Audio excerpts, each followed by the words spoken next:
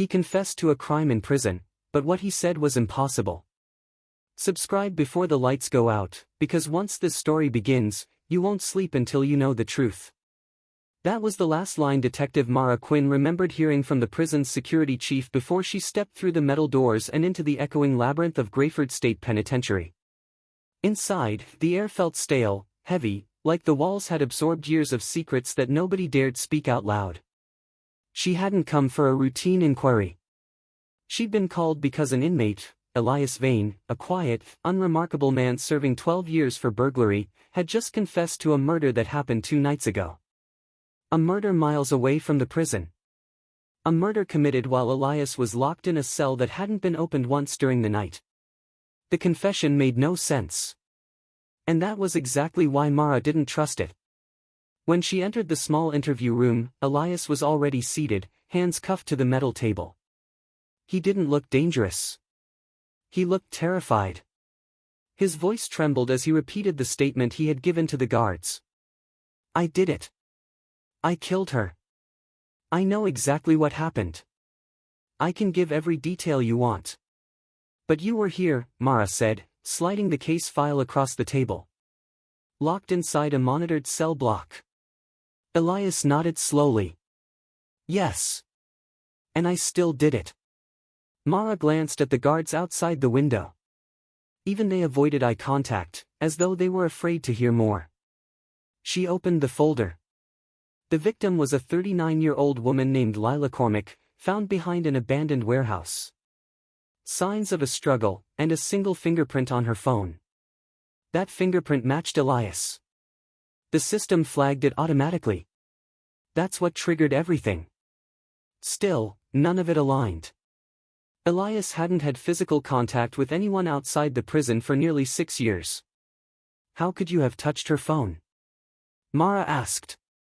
Elias swallowed hard. "Because they made me." "Who?" He didn't answer. Instead, he stared at the corner of the room, at the security camera, as if expecting someone to burst in and silence him. Mara leaned forward. "Elias, if you're covering for someone, now is the time to say it." His breathing drew shallow. His fingers shook. "Detective, you don't understand. I confessed because it's safer for everyone if I take it." She froze. Safer for who? Before she could ask, the door opened abruptly. A guard stepped in, whispering something to the warden. The tension in the air grew thick enough to choke on. Mara demanded answers. "What's happening?" The warden exhaled, looking like he'd aged 10 years in 10 seconds. "We just received an anonymous message. It says the same thing Elias told us, but with details the public doesn't know." Her stomach tightened. "What kind of details?" The warden hesitated. "The message says Lila wasn't the first, and she won't be the last." Elias slammed his hands on the table, panic erupting in his eyes. "You see? I told you. It's already started." Mara stared at him. "Started? What started?" But Elias didn't answer. His gaze went blank. Empty. Like someone had just switched him off from the inside. Mara stood, her pulse hammering. Something wasn't right. Someone was pulling strings from the outside, or maybe from inside this very prison. As she gathered the files to leave, a guard jogged toward her, breathless. "Detective Quinn, you need to see this. Now." He handed her a printed snapshot from the prison's mailroom. It was a photo. Lila Cormack's body, taken before police arrived. Someone had mailed it directly to the prison. And on the back, in messy, rushed handwriting, was a single line. "He confessed, because I told him to." Mara felt the world tilt. Elias wasn't covering for someone. He was controlled by someone. And that someone was still out there. But the real horror began when the guard added one more detail: the envelope had been delivered from inside Grayford Prison, the walls that watched. Grayford State Penitentiary was built like a fortress, but Detective Mara Quinn knew walls this thick didn't just keep people in, they also kept secrets from ever escaping.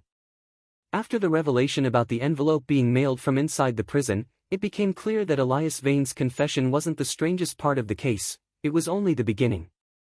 Mara followed the guard down a narrow hallway towards cell block D, where Elias had been housed for the last 5 years. The block was unusually quiet, the kind of quiet that suggests people are watching but pretending not to. In a place like this, silence wasn't peaceful, it was dangerous. Inmate Vayne kept to himself, the guard explained nervously. No fights, no disciplinary issues.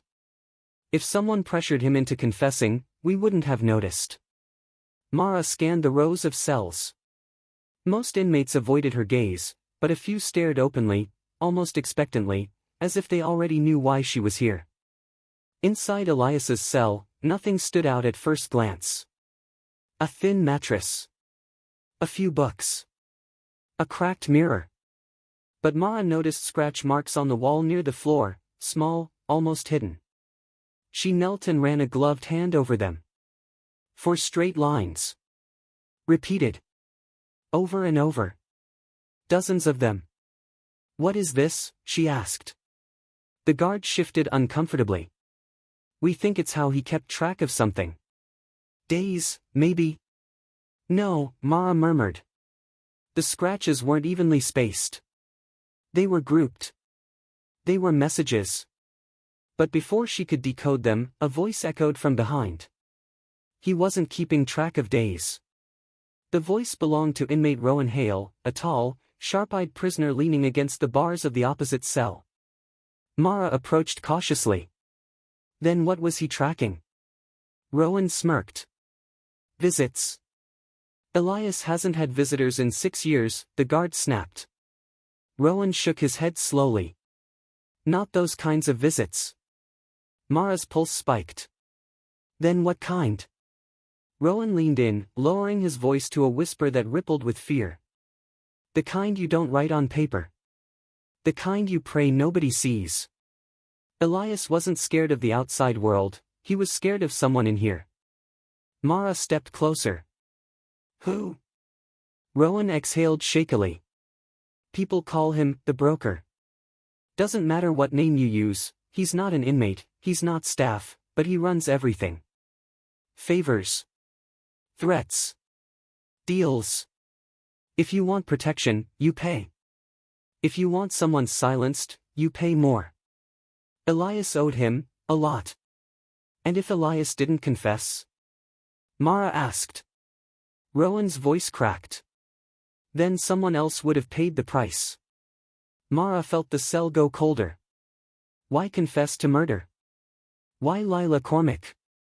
Rowan hesitated, eyes darting around as though speaking would bring consequences. Because Lila wasn't random. She was connected to someone here. Before Mara could press further, an alarm blared through the prison. Red lights strobed. The guard beside her reached for his radio. Code red. Medical wing, now. They rushed through the corridors until they reached the infirmary. A ring of guards blocked the view, but when Mara pushed through, the sight stopped her cold. Elias Vayne lay on a gurney, eyes open, staring blankly at the ceiling. No bruises. No struggle. Just a thin line of dried blood under one nostril. A nurse shook her head. He collapsed in his cell. No signs of trauma. Heart just stopped. Mara felt a dark weight settle in her stomach.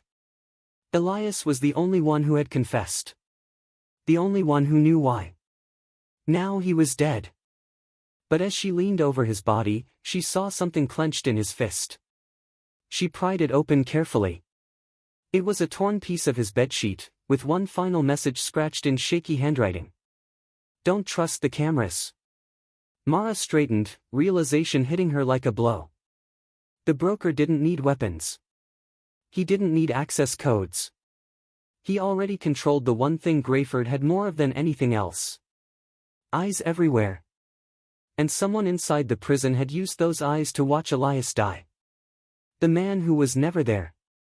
Detective Mara Quinn stood over Elias Vayne's lifeless body as the infirmary buzzed with forced chaos.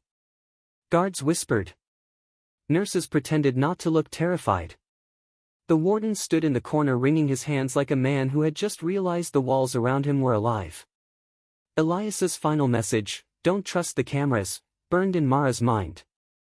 If the cameras were compromised, then the timeline, the evidence, the so-called proof of his impossible confession, all of it could be manufactured. Altered. Controlled. By who? There was only one name, the broker. But names meant nothing if you couldn't find the man who owned them. Mara demanded access to the surveillance hub, a fortified room buried deep beneath the prison. Only 3 people had clearance: the warden, the chief of security, and the technician who maintained the system. "You sure you want to go down there?" the warden asked nervously as they approached the steel-reinforced door. Mara didn't answer. She had already made up her mind. Inside, dozens of screens glowed in the dim light. From every angle, every hallway, every cell, Grayford watched itself. A technician hunched over the console, typing rapidly. He looked harmless. Young. Pale. Sweating. "Show me cell D from the last 48 hours, Mara ordered. He hesitated. "Detective, I don't think. Now." He swallowed and tapped a few keys. The images flickered, then stabilized. But the footage was wrong. Cell D looked pristine. Too clean. Too perfect. No scratches on the wall. No pacing. No signs of Elias writing notes. It was a loop, a seamless, polished loop meant to appear real. Fake. All of it fake. Mara grabbed the technician by the collar. "Who ordered this? Who told you to alter the footage?" He trembled violently. I didn't want to. I didn't have a choice." "The broker," Mara said. The man nodded. "Where is he? Who is he?" The technician's eyes filled with tears. "You'll never find him." "Why not?" He pointed to the screens. "Because he's been watching you since the moment you walked in." A chill crawled up her spine. Suddenly, the lights flickered. Then the cameras, all of them, turned to static. On every screen, letters slowly began to appear, formed from shifting pixels. "Stop digging." The warden went pale. "He knows we're here." Mara stepped back, scanning the room. "He's not omniscient. He's making mistakes. Elias wouldn't have died if he didn't panic." "Or," the technician whispered, "you're walking into exactly what he wants." Before Mara could respond, an alarm erupted overhead. "Officer down. Officer down in Block C." The air thickened with dread. Mara sprinted with the guards through the upper levels until they reached a holding corridor. A correctional officer lay on the floor, bleeding from a deep wound to the shoulder, alive but disoriented. "What happened?" Mara knelt beside him. The officer struggled to speak. Someone grabbed me. From behind. They pulled my keys." They were wearing an officer's uniform. A disguised staff member. Someone who could move freely. "Which way did he go?" Mara asked. The officer pointed weakly to the stairwell. Mara and the guards charged upward, bursting onto the top level, a narrow catwalk overlooking the cell blocks below. And there, standing at the far end, was a man in a prison officer's uniform, watching her. Not running. Not hiding. Watching. The broker. She approached carefully, each step echoing. "It's over. The moment you took those cameras offline, you exposed yourself." He chuckled softly. "Detective Quinn, the cameras were never my weakness. They're my strength." She stopped a few feet away. His face was calm. Too calm. Like someone who had rehearsed this moment for years. "You controlled Elias," Mara said. "You threatened him. Forced him to take the blame." "I offered him a choice," the broker replied. "Confess, or someone he cared for would suffer." It's remarkable what a man will do when he thinks prison is the safest place left for him. Mara's heart twisted. Lila Cormick. Who was she to you? The broker tilted his head. Wrong question. Then he stepped aside. Behind him was a metal door. A door that should have been locked. Mara pushed past him and yanked it open. Inside was a small, hidden viewing room, walls lined with confiscated items, letters, photos. And pinned to the center wall was a single photograph. Elias Vayne, standing with Lila Cormick, 10 years before the murder. Smiling. Close. On the back of the photo was a faded signature. To my brother, stay safe. Mara froze. Brother? The broker stepped behind her, voice cold and proud. Lila was family. Elias betrayed us years ago. Confessing was the first honest thing he'd done in his life. Mara turned slowly. You killed your own sister. No, he whispered. I punished her. The cameras can lie, but blood never does. A siren blared. Heavy footsteps thundered down the corridor, guards closing in. The broker smiled faintly. Detective, you've seen enough. He raised his hands calmly. Surrendering. But something in Mara's gut screamed that the danger wasn't over. As the guards cuffed him and dragged him away, he delivered a final chilling line. This story isn't finished. Check the news in 3 months. 3 months later, Mara remembered those words when the alert hit her phone. Another victim. Same method. Same signature. And on the scene, tucked beneath the body, was a note. You caught the wrong brother. Mara stared at the message, pulse pounding. The broker was never the monster. He was only the mouthpiece. The real one was still out there. And watching.